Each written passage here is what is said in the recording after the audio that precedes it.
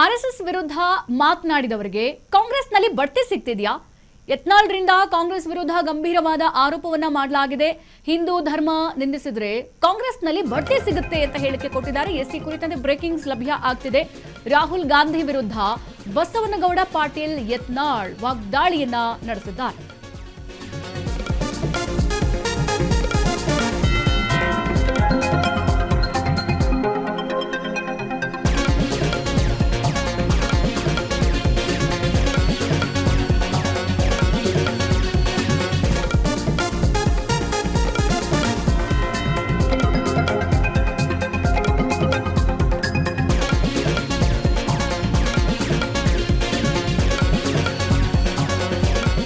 RSS ವಿರುದ್ಧ ಮಾತನಾಡಿದವರಿಗೆ ಕಾಂಗ್ರೆಸ್ನಲ್ಲಿ ಏನಾದರೂ ಬಡ್ತಿ ಸಿಗ್ತಿದ್ಯಾ? ಸದ್ಯ ಬಿಜೆಪಿ ಉಚ್ಚಾಟಿತ ಶಾಸಕ ಯತ್ನಾಳ್ರಿಂದ ಕಾಂಗ್ರೆಸ್ ವಿರುದ್ಧ ಗಂಭೀರ ಆರೋಪವನ್ನ ಮಾಡಲಾಗ್ತಾ ಇದೆ. ಹಿಂದೂ ಧರ್ಮವನ್ನ ನಿಂದಿಸಿದ್ರೆ ಕಾಂಗ್ರೆಸ್ನಲ್ಲಿ ಏನಾದರೂ ಬಡ್ತಿ ಸಿಗುತ್ತಾ? ರಾಹುಲ್ ಗಾಂಧಿ ವಿರುದ್ಧ ಬಸವನಗೌಡ ಪಾಟೀಲ್ ಯತ್ನಾಳ್ ಸುದೀರ್ಘವಾಗಿ ವಾಗ್ದಾಳಿ ನಡೆಸಿದ್ದಾರೆ. ಖರ್ಗೆಗೆ ಗೃಹ ಸಚಿವ ಸ್ಥಾನ ಲಭಿಸಿರೋದು ಕೂಡ ಇದೇ ಕಾರಣಕ್ಕೆ ಅಂತ ಸ್ಟೇಟ್ಮೆಂಟ್ ಕೊಟ್ಟಿದ್ದಾರೆ. ರಾಜಕೀಯ ವಲಯದಲ್ಲಿ ಯತ್ನಾಳ್ ಹೇಳಿಕೆ ಈಗ ಸದ್ಯ ಬಹಳ ಸಂಚಲನವನ್ನೇ ಮೂಡಿಸಿದೆ. ಕಾಂಗ್ರೆಸ್ ವಿರುದ್ಧ ಬಿಜೆಪಿ ನಾಯಕ ವಾಗ್ದಾಳಿಯನ್ನ ನಡೆಸಿದ್ದಾರೆ ಯತ್ನಾಳ್. ನೋಡಿ, ಹಿಂದೂ ಧರ್ಮ ಆರ್ಎಸ್ಎಸ್ ಅನ್ನ ನಿಂದಿಸಿದ್ರೆ ಕಾಂಗ್ರೆಸ್ನಲ್ಲಿ ಬಡ್ತಿ ಸಿಗುತ್ತೆ ಅಂತ ಹೇಳ್ಬಿಟ್ಟು ಬಿಕೆ ಹರಿಪ್ರಸಾದ್, ಪ್ರಿಯಾಂಕ್ ಖರ್ಗೆಗೆ ಮಹತ್ವದ ಹುದ್ದೆ ಕೂಡ ಸಿಕ್ಕಿದ್ದು ಇದೇ ಕಾರಣಕ್ಕೆ.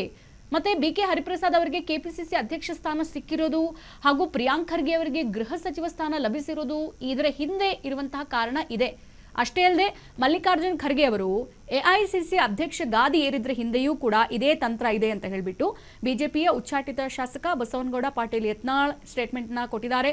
ದೇಶ, ಹಿಂದೂ ಧರ್ಮ ಮತ್ತು ಆರ್ಎಸ್ಎಸ್ ಇದರ ವಿರುದ್ಧ ಮಾತನಾಡುವವರಿಗೆ ರಾಹುಲ್ ಗಾಂಧಿ ಕಾಂಗ್ರೆಸ್ನಲ್ಲಿ ಬಡ್ತಿ ಕೊಡ್ತಾರೆ. ಬಿಕೆ ಹರಿಪ್ರಸಾದ್ಗೂ ಕೂಡ ಕೆಪಿಸಿಸಿ ಅಧ್ಯಕ್ಷ ಸ್ಥಾನ ಕೊಟ್ಟಿರೋದು, ಪ್ರಿಯಾಂಕ್ ಖರ್ಗೆ ಅವ್ರಿಗೂ ಕೂಡ ಗೃಹ ಸಚಿವ ಹುದ್ದೆ ಕೊಟ್ಟಿರೋದು ಇದೇ ಕಾರಣಕ್ಕೆ ಅಂತ ವಿಜಯಪುರ ಶಾಸಕ ಬಸವನಗೌಡ ಪಾಟೀಲ್ ಯತ್ನಾಳ್ ಗಂಭೀರವಾಗಿ ಆರೋಪಿಸಿದ್ದಾರೆ.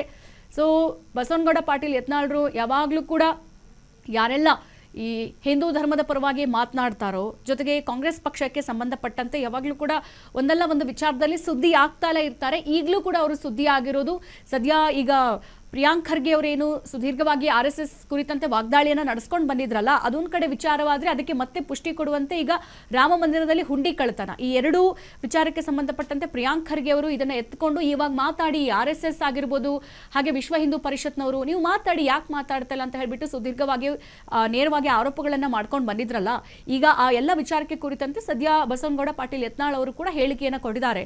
ಇಲ್ಲಿ ಯಾರೆಲ್ಲ ಆರ್ಎಸ್ಎಸ್ ಹಾಗೆ ದೇಶ ಇದ್ರ ಪರವಾಗಿ ಮಾತಾಡ್ತಾರ ವಿರುದ್ಧವಾಗಿ, ಸೊ ಅಂತವರಿಗೆ ಕಾಂಗ್ರೆಸ್ ಅಲ್ಲಿ ಬಡ್ತಿ ಸಿಗುತ್ತೆ, ಅಂತವರಿಗೆ ಪ್ರಮುಖವಾದ ಹುದ್ದೆ ಸಿಗುತ್ತೆ ಕಾಂಗ್ರೆಸ್ ಪಕ್ಷದಲ್ಲಿ.